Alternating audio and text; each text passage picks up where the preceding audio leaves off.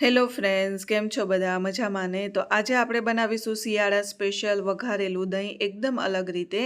તો વિડીયોને છેલ્લે સુધી જરૂરથી જોજો. વિડીયો ગમે તો લાઇક, શેર અને ચેનલને સબસ્ક્રાઈબ કરવાનું ના ભૂલશો. આવી જ રીતે નવી નવી રેસીપી તમારી સાથે શેર કરતી રહીશ. અને હજુ સુધી ચેનલ સબસ્ક્રાઈબ ના કરી હોય તો જલ્દીથી ચેનલ સબસ્ક્રાઈબ કરી લો અને બાજુમાં આપેલા બેલ આઇકનને પણ જરૂરથી હિટ કરો, જેનાથી તમને ટાઈમસર નોટિફિકેશન મળતી રહે. તો શિયાળામાં અત્યારે લીલોતરી વધારે મળે છે, લીલું લસણ છે, લીલી ડુંગળી છે, આ બધી વસ્તુ મળી રહે છે. તો એના સાથે આપણે બનાવીશું વઘારેલું દહીં, એટલે કે દહીં તીખારી. તો અહીંયા તમે જોઈ શકો છો 200 ગ્રામ જેટલું દહીં લીધું છે. હું ફક્ત 2 વ્યક્તિ માટે બનાવું છું એટલે એ રીતનું માપ લીધું છે. અને આ રીતે આપણે મિક્સ કરી દેશું, એક સરખું કરી દેશું. અને એમનેમ રાખવું હોય તો તમે એમનેમ પણ રાખી શકો છો. મિક્સ કરી લીધા પછી હવે આપણે એક કઢાઈની અંદર થોડું તેલ લેશું અને તેલને ગરમ થવા દઈશું. આ રીતે એકવાર દહીં તીખારી જરૂરથી ટ્રાય કરજો. ખૂબ જ એટલે ખૂબ જ ટેસ્ટી લાગે છે અને ખાવાની પણ ખૂબ જ મજા આવે છે. તો એકવાર જરૂરથી ટ્રાય કરજો. જેવું તેલ ગરમ થાય એટલે આપણે થોડી રાઈ ઉમેરીશું અને રાઈ જેવી સારી રીતે પાકી જાય એટલે આપણે જીરું ઉમેરીશું. રાઈ જીરુંને સારી રીતે અહીંયા પકાવી લેવાના છે. બંને વસ્તુ સારી રીતે પાકી જાય તો મેં અહીંયા લીલી ડુંગળી છે, લીલું લસણ છે અને લાલ મરચાંનો ઉપયોગ કર્યો છે. તો આપણે અહીંયા લીલી ડુંગળી અને લીલું લસણ ઉમેરી દઈશું અને થોડું એવું રાખીશું જે આપણે લાસ્ટમાં ઉમેરીશું.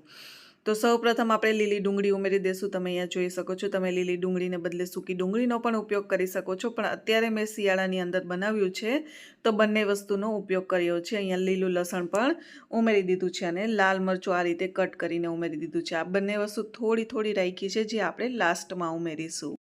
હવે આપણે એને સારી રીતે મિક્સ કરી દઈશું. બહુ પકાવવાનું નથી, થોડું અધકચરું રહેશે તો ખાવાની મજા આવશે.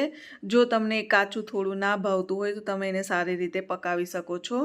તો અહીંયા થોડી વાર આપણે મિક્સ કરી અને હવે સાથે મસાલા ઉમેરીશું. તો સૌપ્રથમ થોડું અહીંયા આપણે હિંગ ઉમેરીશું. હિંગ ઉમેર્યા પછી હળદર ઉમેરી દઈશું.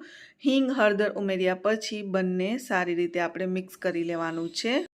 તમે કઈ રીતે બનાવો છો નીચે કમેન્ટ કરીને જરૂરથી કહેજો. અને કોને દહીં તીખારી ફેવરિટ છે એ પણ નીચે કમેન્ટ કરી મારી સાથે જરૂરથી શેર કરજો. હવે આપણે અહીંયા મસાલા ઉમેરી દઈશું. તો ધાણા જીરું પાવડર ઉમેર્યું છે, લસણવાળી ચટણી લીધી છે અને કાશ્મીરી લાલ મરચાંનો પાવડર સાથે જ ઉમેરી દીધો છે. અહીંયા મીઠું સ્વાદ અનુસાર ઉમેરી દઈશું.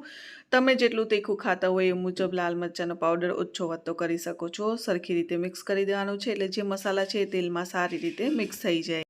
હવે આપણે જે દહીં આ રીતે મિક્સ કરીને રાખ્યું છે, દહીં આ સમયે ઉમેરી દઈશું. દહીં ઉમેરતી વખતે ધ્યાન રાખવું, ગેસની જે ફ્લેમ છે એકદમ પહેલાં સ્લો કરી દેવાની છે, નહીં તો દહીં ફાટી જશે. દહીં ઉમેર્યા પછી સારી રીતે આપણે એને મિક્સ કરી દઈશું. દહીં ઉમેર્યા પછી વધારે ચલાવવું નહીં તો દહીં છે એકદમ છાશ જેવું થઈ જશે. એટલે થોડું એવું આપણે સારી રીતે મિક્સ કરી લઈશું. તો અહીંયા તમે જોઈ શકો છો. અને આ રીતે દહીં તીખારી બનાવજો, ખૂબ જ એટલે ખૂબ જ ટેસ્ટી લાગે છે.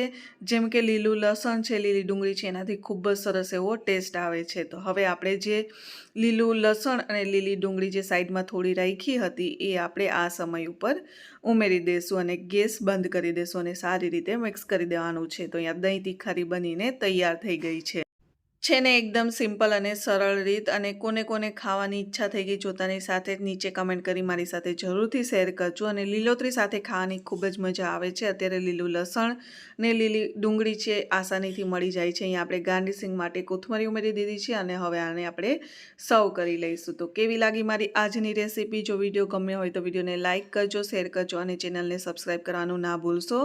આવી જ રીતે નવી નવી રેસીપી તમારી સાથે શેર કરતી રહીશ. આવી જ રીતે સપોર્ટ કરતા રહેજો. મળીએ નેક્સ્ટ વિડીયોમાં. ત્યાં સુધી બાય.